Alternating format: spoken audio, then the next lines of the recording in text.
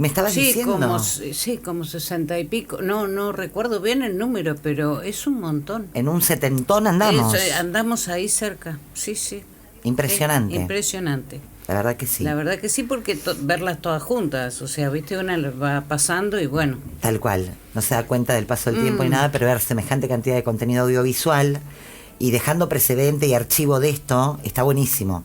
Está muy bueno. No, por ahí no tomamos la dimensión de algo que no se habla. Exacto. Porque puede haber archivo y documentación de un montón de temas, pero de esto hay muy poco, la verdad, ¿no? Totalmente, totalmente. ¿Y hoy por dónde nos vamos? Como ves que tengo... Ah, pará. ¿Qué tengo? ¿Qué? Pero... Venís combinada con el destino del país. Claro, con tejido mexicano, del país de Frida. Vamos a México. Qué lindo. Vamos a México, vamos a hablar con una ex religiosa que se llama Erika Cancino. Ella es miembro de SPES Viva. SPES Viva es una asociación que trabaja con derechos de la infancia. Y fundamentalmente la tarea que hace Erika es acompañar a sobrevivientes de abuso en la vida consagrada. Ella perteneció a la congregación Discípulas de Jesús Buen Pastor, que fue fundada en el 92, o sea, no hace tanto, No. en Tuxtla Gutiérrez, Chiapas. Los fundadores fueron Monseñor, que era es un obispo, es porque está Felipe Aguirre Franco, una religiosa, que es la hermana Silvia Pérez, que permanecen todavía estas dos personas en la congregación, y una tercer persona que ahora es ex sacerdote desde el 22, que se llama Salvador Valadez Fuentes. Ellas, tomaron contacto con la red y estuvimos charlando, salieron, digamos, a lo público en un foro organizado por esta asociación en el 22, creo que fue. Impactante ese video, realmente está el testimonio de varias de ellas, es muy fuerte.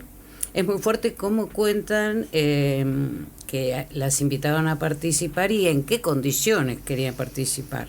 Entonces lo pensaron mucho, lo charlaron con su familia. Hay que salir, nosotros sabemos, hay que salir a lo público, y decidieron dar la cara. Y lo que me resultó a mí tremendamente impactante al final es las palabras de una de ellas que contó esto que acabo de contar yo. Y dijo, y contamos todo esto porque queremos aclarar que ninguna de nosotras tenemos tratamiento psiquiátrico, nosotras no estamos locas, no nos pensamos suicidar, si nos pasa algo es responsabilidad de otros. Fuertísimo. Fuertísimo. Fuertísimo. Así que vamos a escucharla. Bueno, vamos a darle la bienvenida, la tenemos conectada, por supuesto, por webcam, a Erika Cancino, como decía Lili, ex religiosa mexicana y además ahora acompañante, digamos, de niños, niñas en esta misma situación, ¿no? Que lo explique ella. Porque no es a niños, niñas. De religiosas. ¿No, Erika? Bien. Hola, Erika. Erika, bienvenida. Hola, buenas tardes. Buenas noches por acá.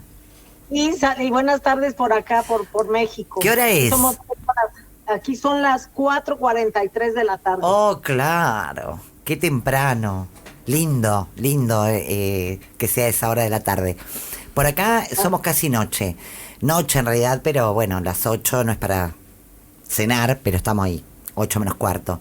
Erika, corregime si me equivoqué. Tú, digamos como que tu actividad o... ¿cómo vos ahora acompañás? ¿Es a niños y a niñas también que están dentro de ese mundo religioso, que puede ser un monaguillo que tiene algún abuso, alguna situación, o adultos? Mira, estamos abiertos dentro de SPES, atendemos a todo lo que es la infancia, de todo tipo de abuso, y yo me he especializado en atender a ex religiosas. Bien. como estoy hablando ya de personas adultas, que entramos siendo menor de edad. En mi caso yo tenía 17 años, terminando la preparatoria, y sin embargo, gracias por preguntar, porque estamos catalogados dentro de adultos vulnerables. Ajá. Quiero que sepas que, por ejemplo, un monaguillo, si tiene a un abusador cerca de él, quieras o no, nada más en ciertos horarios, va a su casa, va a la escuela, o sea, tiene más oportunidad de hablarlo, de decirlo, de que alguien se percate si está bien, si está mal, si está pasando algo. Una religiosa no. Cuando ya entra, muchas veces, en mi caso, el ahora ex sacerdote Salvador Valadez Fuentes, pues era el director espiritual, era el confesor, era el que hacía las homilías, era el formador, o sea, nos daba clases, también era el Lolo el que nos daba las pláticas, o sea, estábamos 24 horas, 7 días a la semana. Entonces es imposible poder salir, hablar, comentar, y más aún, en este caso, la superiora, que también todo estaba bajo su conocimiento y era cómplice de él, que te diga, por obediencia no vas a decir absolutamente nada a nadie. De estos temas solamente conmigo, porque son temas muy delicados, la gente no lo entiende, además esto es como una familia, los trapitos sucios se lavan solamente dentro en casa, con nadie más vas a hablar, entonces, quieras o no, van teniendo un control total de ti, que no pueda... Que te dejan sola, aislada. Te quedas con ese malestar, pero aparte te quedas sin ninguna ventana de luz que puedas comentar, aperturar o compartir. Entonces, es parte de ir fincando este tipo de manipulación, pero sobre todo del abuso de poder. Claro. Gracias, Lili, por haber comentado la narración. Efectivamente, también quiero que sepan, yo fui cofundadora, yo fui parte de la primera generación de esta nueva o naciente congregación religiosa. Cuando yo decido, yo estudiando tercero de preparatoria, empiezo a tener muchas inquietudes de poderme ir un año de misionera, y había yo decidido irme a Calcuta, con los de la Madre Teresa de Calcuta en ese momento.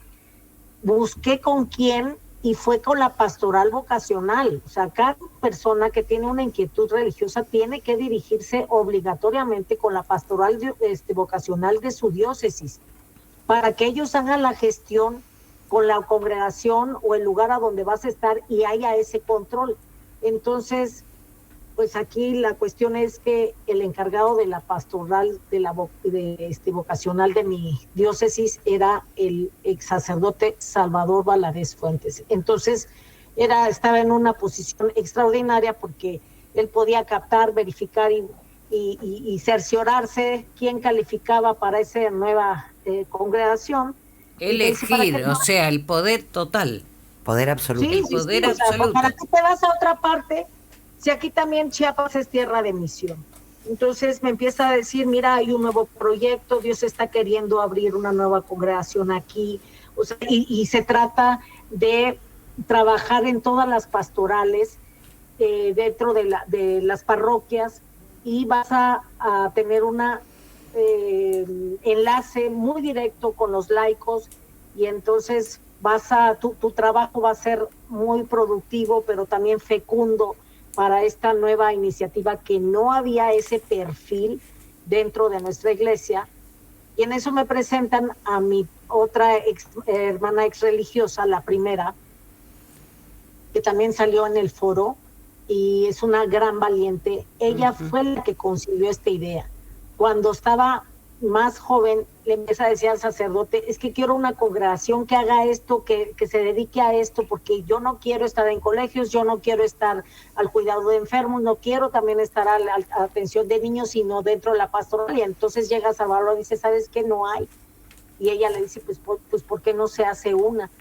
Llega este sacerdote, se lo dice a Monseñor, que en ese momento era el obispo de nuestra diócesis, y dice, adelante, hay que buscar a una religiosa que dé la formación a estas jóvenes y que tenga esto una salida importante y más en nuestra diócesis.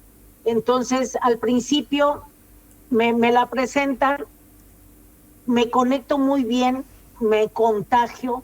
Aparte viene la cuestión de decir, es algo nuevo, o sea, ¿cómo vas a emprender? Mira que nuestro Señor Jesús con los 12 discípulos y toda la evangelización, o sea, empiezan también ya el agarrar el formato de que como eres cofundadora, así como cuando abres un negocio, todo cuesta y le inviertes mucho y luego no ves nada de utilidad, imagínense también hora traspolado en una congregación, o sea, le vas a echar todas las ganas, tú eres los cimientos, eres la piedra angular. Y es una, ahí entra, perdóname Erika, ahí entra el concepto que ustedes definen como falso misticismo.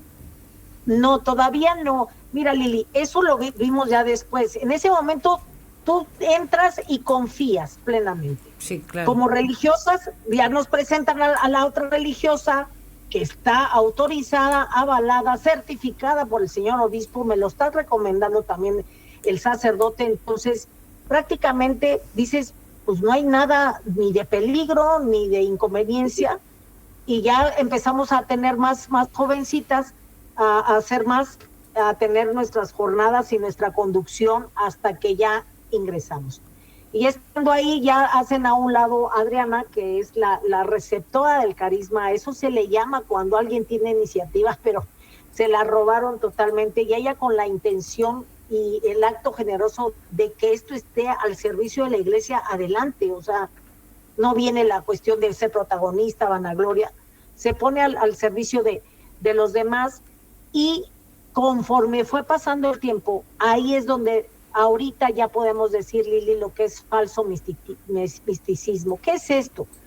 Se empiezan a dar ciertas actitudes, comportamientos del padre, de la madre, que son nuestros fundadores y que son nuestros superiores, formadores, que como que no empiezas a ver, esto no está bien, o sea, por ejemplo, se encerraban 3, 4, hasta 5 horas seguidas, y cuando empiezas a hacer alguna manifestación, una crítica o algo, inmediatamente dan excusas, justificaciones, y son argumentos pues que al final con quién más los puedes comparar, o que no sabes nada, estás llegando a un nuevo estilo de vida.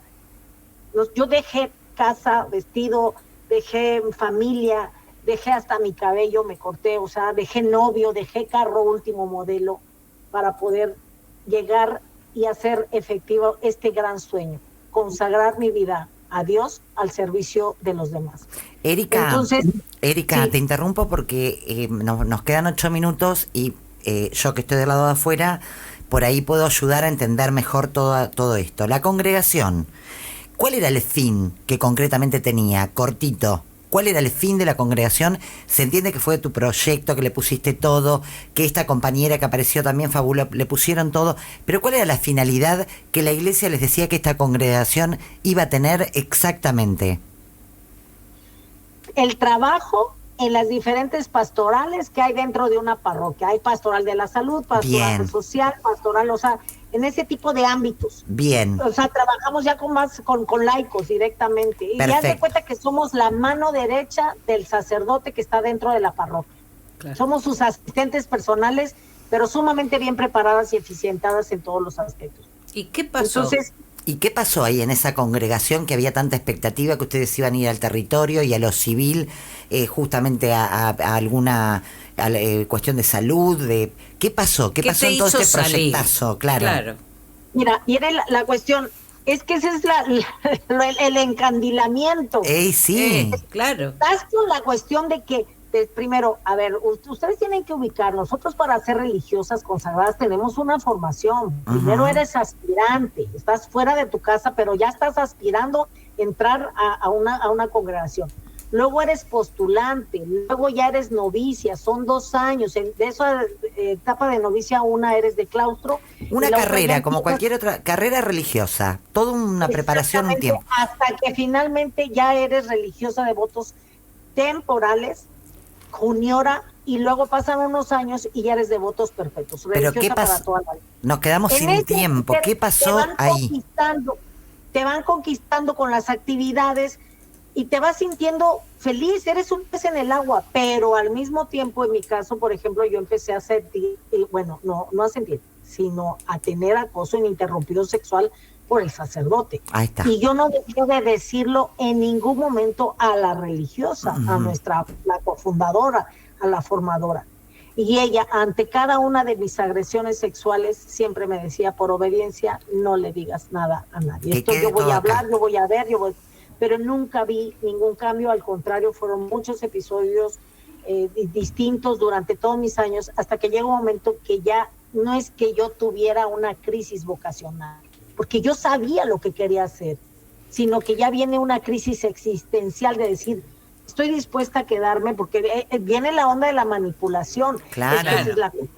Pero se fueron otras compañeras, ¿no? O sea, claro, otras denunciantes. Pero yo fui la primera que me salió. Claro. De mi generación, yo fui la primera que ya no resistió. Y que te fuiste, que te diste cuenta que había algo que estaba mal porque estabas dejando tu cuerpo, todo en secreto. ¿Y cuándo te fuiste? Y con esto tenemos que despedirte.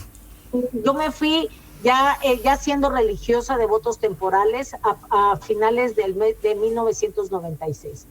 Y aquí va una cuestión a las que hayan sido víctimas, que se puedan acercar. Estamos en este acompañamiento a otras religiosas, que para alguien que sufrió esto dentro de la vida consagrada es muy difícil, y peor cuando te maneja la manipulación espiritual con el voto de obediencia. Claro. Erika, muchísimas gracias por este testimonio tan valioso. Te agradecemos y por supuesto estamos acá a disposición para lo que necesites difundir. Gracias. Gracias, un abrazo. Ay, igualmente. Un abrazo. Bueno, ahí estaba Erika Cancino, ex religiosa mexicana del 92 al 96, entonces más o menos fue, ¿no? Pero además poniendo un relieve sobre un tema que está tan tapado todavía. Es que México es y en Argentina todo también, digamos, ni hablar. El tema de las religiosas es un tema que todavía está tapado. Total. Entonces, bueno, nos pareció sumamente importante este agrupamiento que ellas tienen y esto de ir como recibiendo a la que logra salir. Y para quien quiera tener más información, contactarse con Erika, que se contacte a nuestras redes, a las de la red. Bien. Y nosotros haremos puente. A sobrevivientes de abuso eclesiástico que están en las redes, por supuesto.